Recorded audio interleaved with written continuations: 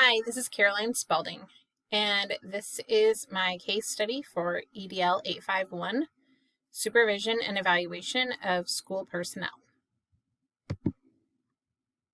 So section 1, as the school principal, I have just finished conferencing with a teacher, Mrs. Stevens, regarding her evaluation. So who is involved? Well, there are two primary participants, the principal, which is myself, and Mrs. Stevens, the teacher I just finished conferencing with. The secondary participants would be the students and the superintendent. So what has happened? I have conducted classroom observations by visiting classrooms. I held a post-conference with Mrs. Stevens. I communicated my observations to Mrs. Stevens, offering suggestions for improvement. Mrs. Stevens made several defensive comments and no progress was made. After the post-conference, I visited with her classroom again, making similar observations and noticing little improvement. I met with Mrs. Stevens again, providing her with the written evaluation, indicating her non-renewal. So this took place last week and ended this week on Monday afternoon. This all took place during the school day, or at least during the school duty time, at school, in the classroom of Mrs. Stevens, and in the school office. So who is concerned by the situation, and what do they have to say about the situation? I am concerned that Mrs. Stevens is not making improvements, and I'm recommending to not renew her contract at this time. Mrs. Stevens is concerned that her evaluation is not reflective of her teaching and is threatening to take the matter to court.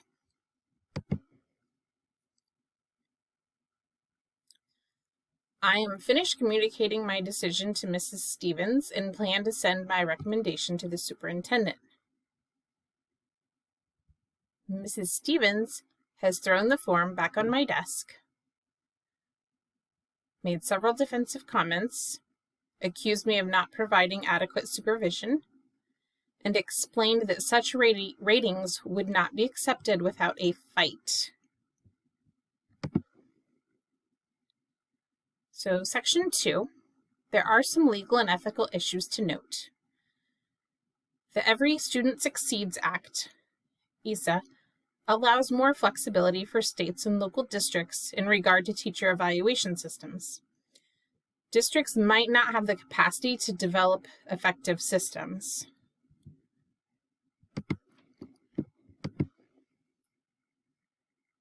Mrs. Stevens is not being renewed, which causes harm to her professional career and possibly her mental health. Mrs. Stevens threw the form on the principal's desk, claiming that she would not accept such ratings without a fight, which causes potential harm to the principal, their professional relationship, and her professional reputation, and possibly other things. There is a potential harm to the students as they will not have the same teacher next year. Change is always difficult for our students. The students might have been harmed by not receiving an adequate education. Mrs. Stevens was given suggestions and no improvement was shown.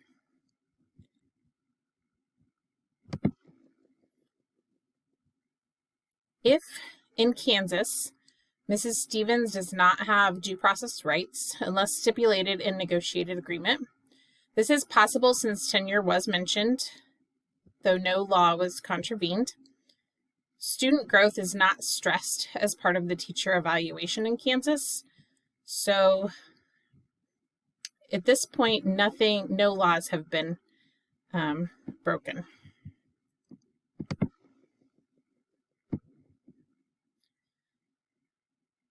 There's not a breach of contract, no evidence of discrimination or harassment. Unless the contract stipulates specifics regarding a pre-conference or a mandatory plan of improvement, as neither were mentioned as being part of the process, at this point, under the circumstances, there was no breach of contract. So if we were in Auburn-Washburn, my school district, certified staff are considered probationary for the first 5 years of employment and may be dismissed for any reason. Also in Auburn-Washburn, the building administrator is responsible for 4 30-minute observations, and the process involves a pre- and a post-conference, complete with data collection, goal setting, and areas for professional growth.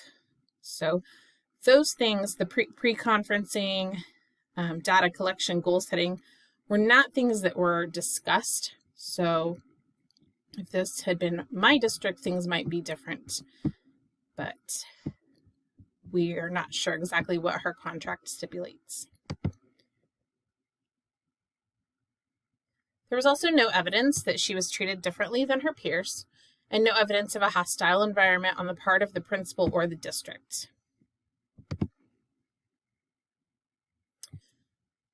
So a synthesis of exactly what has happened would be that Mrs. Stevens' contract is not being renewed. She has made some accusatory, threatening comments toward the principal. The form hasn't been sent to the superintendent. Concerns raised by Mrs. Stevens have not been addressed, and improving teacher effectiveness and/or student progress has not been accomplished. Section 4. The relevant facts include the people involved, the place, and the program. The people would be Mrs. Stevens. She has taught in the district not long enough to receive tenure by their definition. She is considered below average personality according to the principal. She is intelligent and knows her content. She exhibits poor classroom management, struggles to engage and motivate her students. She responded to feedback with defensive, aggressive comments and actions. She is a female, but her race is unknown.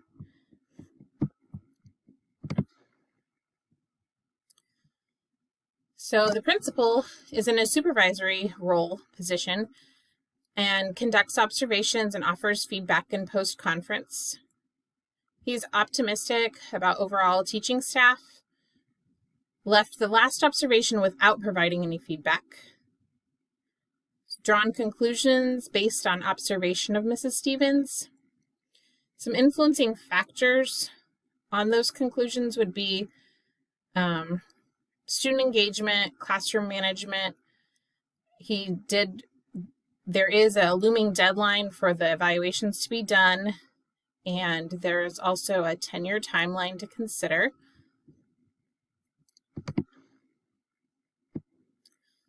Also with the principal, he has prepared an evaluation form for meeting with Mrs. Stevens, although the form does have some weaknesses and some strengths. So weaknesses would include that it is subjective. Her personality was rated below average. I really don't know what that means. The relationship with others was also considered average, and we really don't know what that means in relation to anything.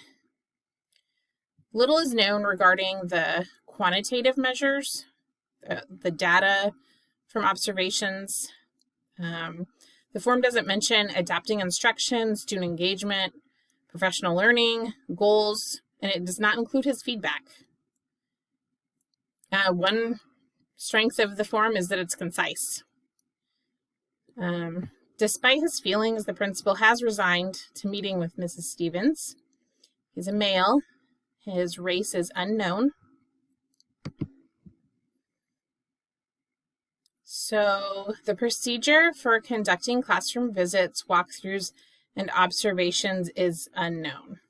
He doesn't mention that he has visited her classroom, but we really don't know what the exact procedure and expectations for the principal are. If he provides constructive, meaningful, actionable feedback that supports the development of faculty and staff is unknown. We don't know if that's something that he regularly does or if that's something he attempted to do. It did say that he had offered suggestions, but it didn't give any details.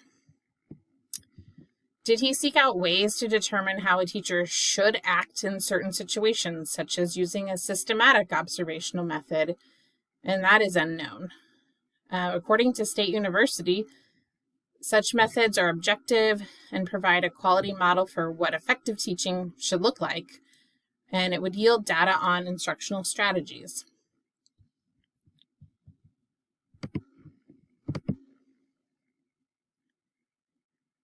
So also on the part of the principal, to provide actionable feedback, according to Superville, the principal should ensure several steps prior to making observations and delivering the evaluation form.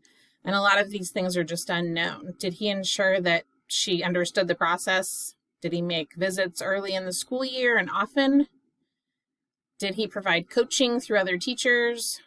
Did he explain sources of data that he might have collected, such as scripting, counting, or tracking? Did he review student scores or behavioral data? Monitoring effectiveness. What is his role in this? Student-teacher interactions, how are they measured? Evaluation system roles is also unknown. So we just have a lot of unknown things as it relates to improving school and student improvement.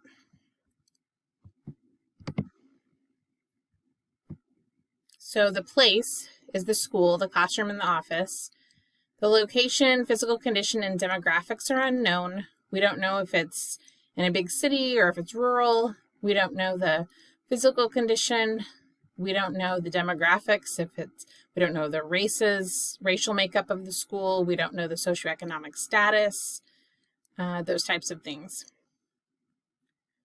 So little is known about the program, the content, the curriculum, grade level and type of program are unknown. The assessment of instruction in programs is unknown. So do they use a classroom assessment scoring system to monitor effectiveness of teaching and learning, as suggested by Hammer in the class system?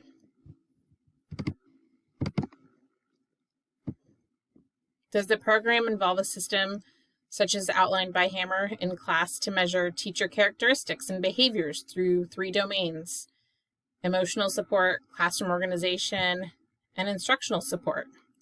So that's unknown. Is this a special education program, a general education program, a special day school, residential program, etc.? We also do not know those things. So section 5, my analysis of the situation has revealed prioritized information. It could be damaging to the school community. It could be damaging to Mrs. Stevens and or the principal. So who holds a stake? Mrs. Stevens absolutely holds a stake in this. The principal does, and also the students in the school community. As appropriate, stakeholders will be made aware of the situation. More information that would aid in making a decision would be the role of Mrs. Stevens in the school community. Does she have influence? Does she have power within the school building or within the community? How is her family involved in the community, in the school? Those things would be important to know. More information that would aid in making a decision. So the supervision history of the principal, the evaluation procedures, what's stipulated in the negotiated agreement. Is it required that he should have provided a plan of improvement? Are our evaluation procedures outlined, and what do they look like? Do they have fair dismissal of teachers? Do they have due process? And what does their board policy state in regard to teacher evaluations? So section 6, I developed several options to consider. Option 1 would be to take no action whatsoever. So at this point, everything that's happened has just happened, and I would not do anything. So I would not forward the evaluation to the superintendent, do not address the concerns of Mrs. Stevens or her behavior, and I would not attempt to change the situation in any way. Option 2 would be to take immediate comprehensive action, contact the superintendent to explain the situation, notify the superintendent of comments made by Mrs. Stevens, specifically regarding the taking the action to court, not accepting ratings without a fight, and throwing the form on the desk. I think those things are really important to note and communicate to the superintendent, as they could have other repercussions for the school. Forward the evaluation form to the superintendent. Explain my actions as the principal, including all steps taken during the evaluation process, being completely transparent as I explain my actions, even if they were wrong or lacked responsibility on my part. I would seek additional guidance on moving forward. So I might ask the superintendent for advice, consult human resources to find out what I am required to do and the best action moving forward, especially considering that she's mentioned taking things to court. I think it's also important for option 2 that we would notify teaching and learning administrator and involve them on additional guidance. As appropriate, notify Mrs. Stevens and the school community of your actions. So 2 things to consider with this is it might not be best to notify Mrs. Stevens that evening or even the next day because we've already notified her on the form. So for option 2, giving some time and then communicating with her later. And also the form of communication at this point, since she is threatening to take things to court, should probably be written communication, such as an email. So option 3 would be to take silent action, sort of just doing things but not being overt about them. So forward Mrs. Stevens' evaluation form to the superintendent and leave the form in her box. And then that would be it. Option 4, I would take interactive action. So seek options regarding the timeline, evaluation due date, what exactly is the due date? Do we still have a few days? Was I supposed to have her on a plan of improvement? And what are the options regarding that? Were there professional learning options offered to Mrs. Stevens? And is that still an option? Meet with Mrs. Stevens later in the week if we still have time. And discuss options. Address her concerns. Address her behavior. She did do some sort of aggressive things by throwing the paper on the desk and making some threats. So it's important to address her professional behavior. Be willing to offer supervision. She did ask for supervision. And revisit the evaluation form. It would also be important in option 4 to notify the superintendent of your plan.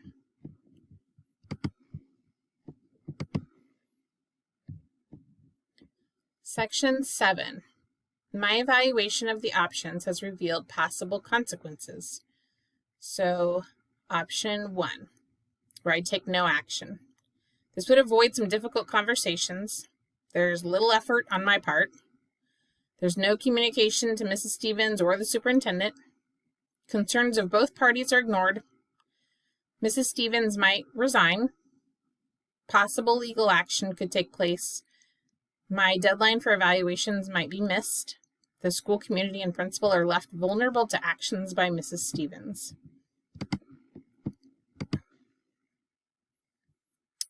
Option 2, take immediate comprehensive action, which would involve some difficult conversations. It would maintain transparency, although it would gain support from other administrators in taking action, so you wouldn't be alone. It's not an independent action. Other administrators may have negative views of the action. School community might have negative feelings after losing a teacher. And students will have access to a more effective teacher next year, which promotes student success. Option 3, taking silent action. So the deadline will be met, communication will be accomplished, no future difficult conversations with Mrs. Stevens. Although concerns of both parties are ignored, Mrs. Stevens might resign if done prior to non-renewal, but there might be possible legal action, possible reputations affected for Mrs. Stevens and the principal, and the school community and principal are left vulnerable to actions by Mrs. Stevens. So option 4, more information will be known because I will be reaching out to other administrators. Possibly will involve other administrations such as teaching and learning and human resources. Difficult conversations will have to be had, so I will have to address things with Mrs. Stevens and the superintendent and other administrators. This involves lots of effort on the part of the principal and Mrs. Stevens.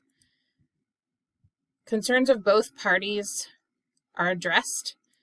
Professional learning opportunities might arise. Mrs. Stevens might resign if done prior to non-renewal, and Mrs. Stevens may still choose to pursue legal action. The deadlines will be met and might need to create a plan of improvement. The reputation of the principal might be compromised because the principal did tell her one thing and then is in option 4 is actually going back and offering more options, so doing something different than what he told her. So for section 8, I have synthesized the information to choose the best option. Given the circumstances, the best decision will be option 2, immediate comprehensive action. Transparency is maintained, difficult steps, but it will instill trust in the word of the principal. It will ensure a high level of professionalism is expected of teaching staff. Concerns of stakeholders will be addressed, so address all concerns, clarify a plan for supervision and evaluation, follow guidance from other administrators on how to move forward, especially from teaching and learning and human resources. It's important to implement this with care, so as things are done, it's important to consider the timing and the form of communication. So communicate with Superintendent and Mrs. Stevens, but be sure to do that while following guidance from the other administrators and carefully considering timing and the form of communication. Section 9. I've created an action plan which considers the involvement of all stakeholders. So the action plan, first, contact the superintendent, notify the superintendent of any risks, forward the evaluation form to the superintendent, maintain transparency in explaining all of my actions. Next, I will seek additional guidance on how best to proceed, which is through the superintendent, human resources, and the teaching and learning administrator. Section 9, also the last thing I would do for my plan would be to review the plan with the superintendent before moving forward. Communicate actions to the stakeholders, considering my timing in the form of communication. Some likely outcomes. So what could possibly happen? The superintendent may not respond to my actions favorably, may not like it that I didn't handle it exactly on my own. Although transparency would be maintained and I would be completely honest with the steps I've taken. Conversations with other administrators might be difficult. Sometimes it is difficult to reach out to others for help. The decision will involve others, so it will be a collaboration moving forward. Other administrators may have negative views of my action. They may not like it that I reached out to them instead of handling it myself. But I do think it would be best to do this collaboratively at this point. The school community might have negative feelings after losing the teacher they might not understand. Mrs. Stevens will not be renewed, so that is a likely outcome. It's also important to notify others who need to know the plan, so the superintendent, Other relevant administrators, Mrs. Stevens, and the school community. Handling the situation, so maintaining private communication with Mrs. Stevens. And even though it is a collaborative effort and I'm seeking guidance from the superintendent, it's important to utilize the superintendent and support from other administrators as guidance. So when I meet with Mrs. Stevens, it will still be just me and Mrs. Stevens.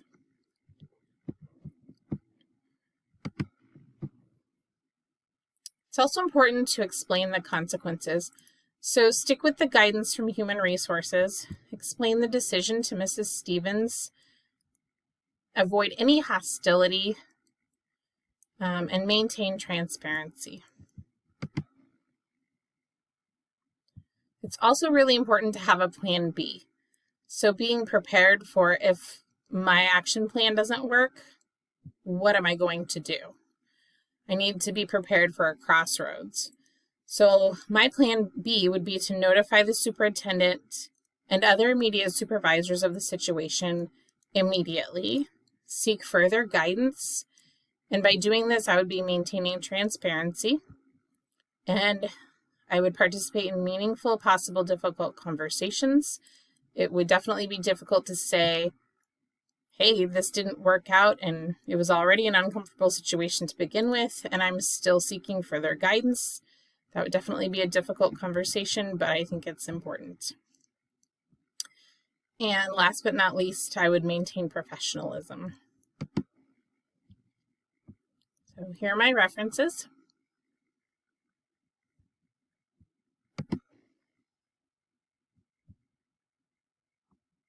Thank you for listening to my case study.